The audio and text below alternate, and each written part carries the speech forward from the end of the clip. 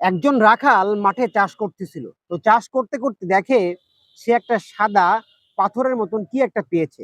তো সে পাথরটা সে তুললো, তোলার পরে সেই পাথরটা সে নিয়ে ফাইন করে ধুয়ে সে একজনের কাছে বিক্রি করে দিল। তো সেই ব্যক্তিরা পাথরটা 50 টাকা দিয়ে কিনলো। কেনার পরে ওই পাথরটা আবার আরেকজনের কাছে, এক জুয়েলার্সের কাছে সেই পাথরটা বিক্রি করে দিল 100 টাকা।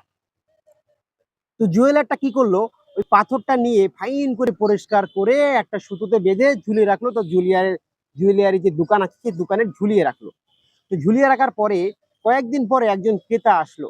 ক্রেতা এসে এই পাথরটা দেখে তার পছন্দ হলো এবং ওনাকে জিজ্ঞাসা করলো, এই পাথর তুমি কোথায় পেয়েছো? দোকানদারি বললো, জুয়েলার্সের মালিক বললো যে এই পাথরটা অমুক জনের কাছ থেকে আমি কিনেছি 100 টাকা দিয়ে, পাথরটা আমি 200 টাকা বিক্রি করব।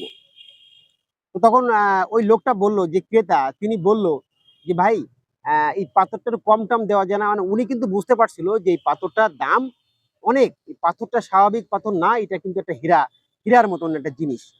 তো উনি বুঝতে পেরে বললো যে সহজে আমাকে এই পাথরটা কেনা যাবে না, ওনার সাথে আমার দরদাম করতে হবে। তো ওনাকে এক পর্যায়ে ওনারে জিজ্ঞাসা করলো যে ভাই, 200 টাকা তো না, আপনি এক কাজ করেন 180 টাকা নিয়েন। তো তখন ওই যে ক্রেতা, জুয়েলার্সের যে মালিক, উনি বললো যে না ভাই, আমি এটা 200 টাকায় বেচবো। তো বিক্রেতা ক্রেতা কাজ করলো, ওখান থেকে চলে গেল, পাথরটা কিনলো না। পরের দিন ঠিক আরেকজন ব্যক্তি এসে সেই পাথরটা কিন্তু কিনে নিয়ে চলে গেল 200 টাকা দিয়ে। তো সে লোকটা বুঝতে পারছিল যে পাথরটা আসলে হীরা। তো পরের দিন সেই লোকটা আবার চলে আসে এবং ওই দোকানের কাছে জিজ্ঞাসা করে, কি ব্যাপার, তোমার পাথরটা কি হলো? তখন ওই দোকানদার বললো, পাথরটা তো বিক্রি হয়ে গেছে 200 টাকা দিয়ে। তো বললো, তুমি কি বোকা? তুমি কি জানো ওই পাথরটা সাধারণ পাথর ছিল না, তুমি তো লস করেছো, পাথরটা হীরা ছিল।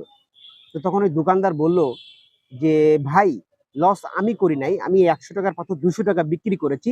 লস তো আপনি করেছেন, তার কারণ আপনি জানতেন ওটা হীরা, তারপরেও আমার সাথে চালাকি করতে যে, দরদাম করতে যে আপনি পাথরটা নেন নাই। লসটা কিন্তু আপনি করেছেন।